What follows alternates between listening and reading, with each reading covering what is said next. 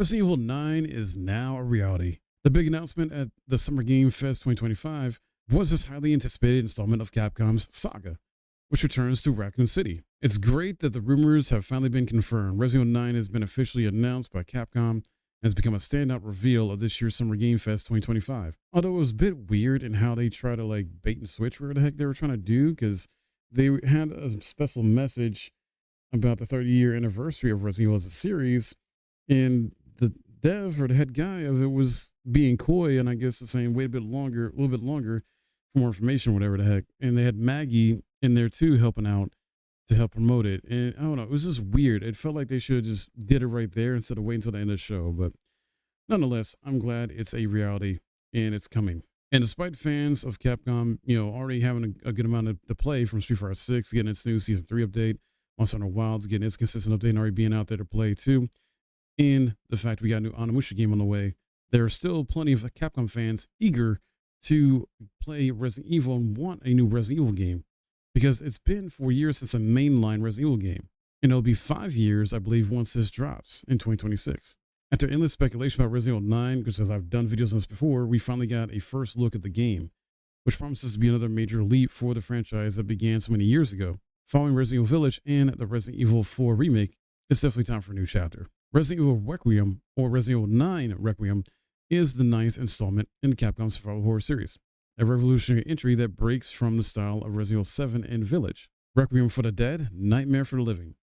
This is a tagline featured on the game's official website, which also promises, prepare to escape death and a bone-chilling experience. This first trailer is a true astonishing amazement, and aside from a few scenes, looks very different from previous Resident Evil titles. Most notable detail is our return to Raccoon City. We even see the entrance to the police station following the events of Resident Evil 3. Capcom has announced it will hit stores on February 27th, 2026, aligning with rumors that place the game in the first quarter of next year. Its platforms has also been revealed: PS5, Xbox Series XS, and PC via Steam.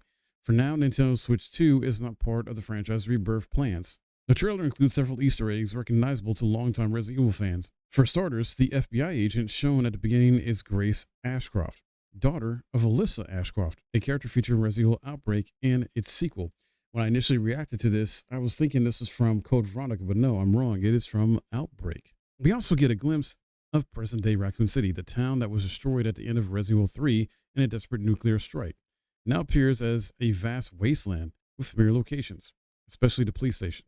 Capcom seems to have added a Saw-like tone to the game, as the trailer suggests that Grace was subjected to torture in the past, or at least that's the implication, though the imagery has a dreamlike feel to it. Dark hallways, undead creatures, and the signature survival horror tone of the last two entries are all present.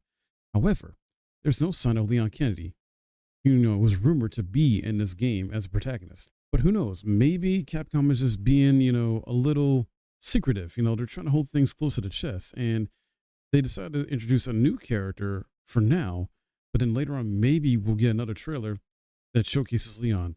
Personally, I hope we do, and I hope Leon is playable in this game along with Jill.